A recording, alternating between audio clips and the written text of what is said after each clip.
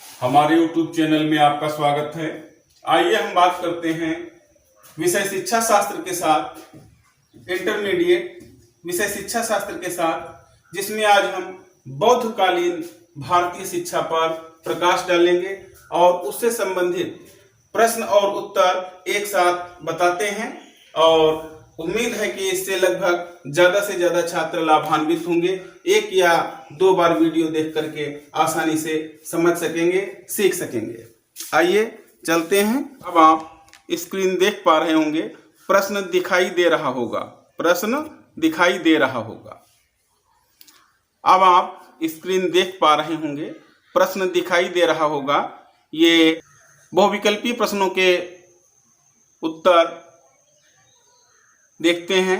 बहुविकल्पीय प्रश्न और उनके 4 विकल्प साथ में दिए गए हैं, जिनमें से एक सही है, इसे चुनना है। आइए देखते हैं। इसमें उत्तर साथ में लिखा हुआ है।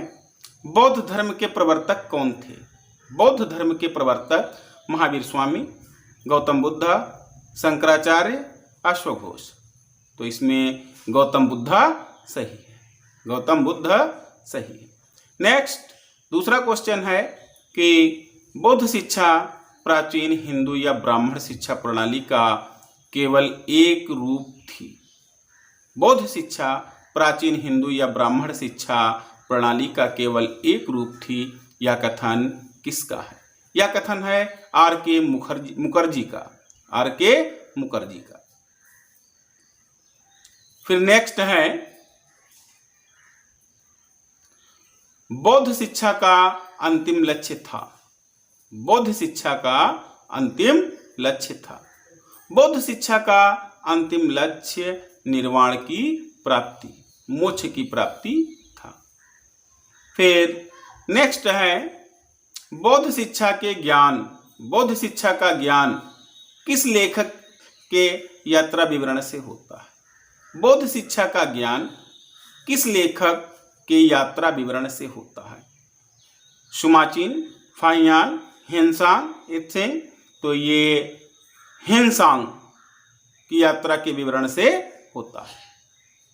नेक्स्ट है, बौद्ध काल में प्राथमिक शिक्षा के प्रमुख केंद्र थे। बौद्ध काल में प्राथमिक शिक्षा के प्रमुख केंद्र बौद्ध मठ हुआ करते थे। बौद्ध मठ इसमें सही है। फिर नेक्स्ट, बौद्ध काल में शिक्षा आरंभ होने की आयु क्या थी?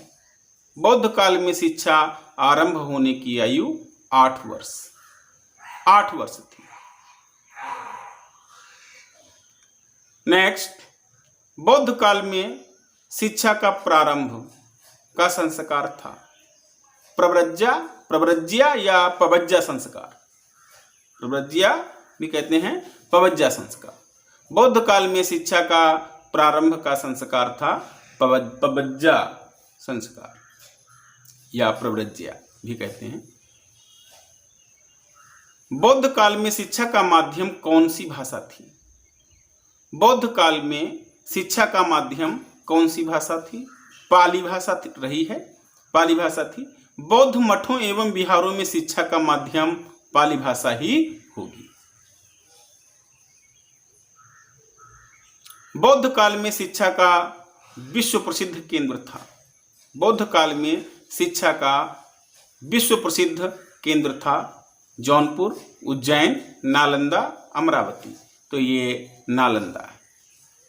नेक्स्ट है, बौद्ध काल में किस ग्रंथ में उस समय प्रचलित व्यावसायिक शिक्षा के 19 विषयों का उल्लेख मिलता है?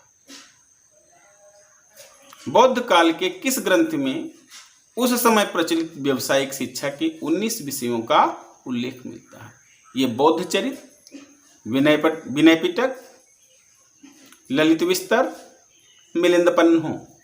तो ये मिलिंद पन्हो में उल्लेख, व्यावसायिक शिक्षा के 19 विषयों का उल्लेख मिलिंद पन्हो में मिलता है।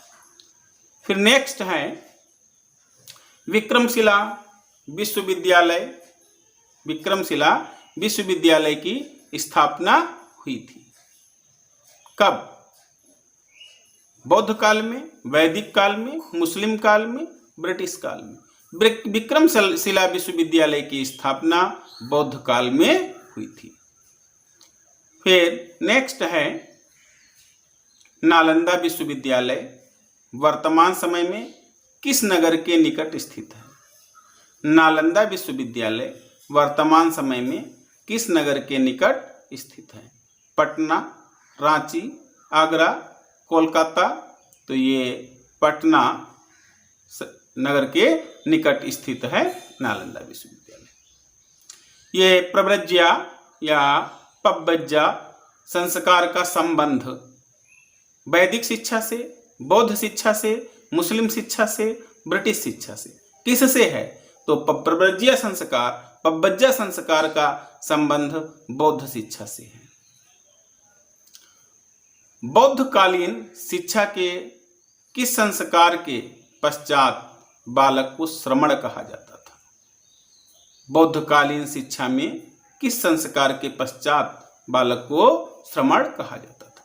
तो ये उपसंपदा संस्कार होने के बाद बौद्ध काल में बालक को श्रमण कहा जाता था।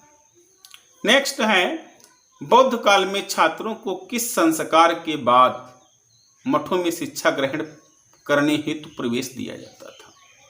बौद्ध काल में छात्रों को किस संस्कार के बाद मठों में शिक्षा ग्रहण करने हेतु प्रवेश दिया जाता था?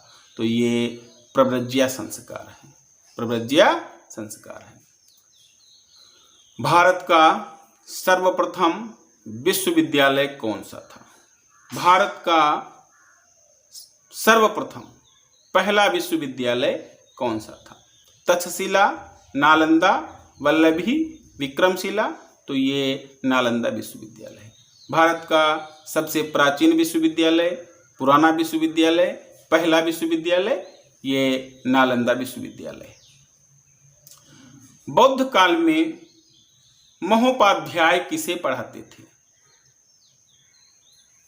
बौद्ध काल में महोपाध्याय किसे पढ़ाते थे? सामनेर, गृहस्थ, शिक्षक या धम्म? धम्म, इसमें धम्म सही है।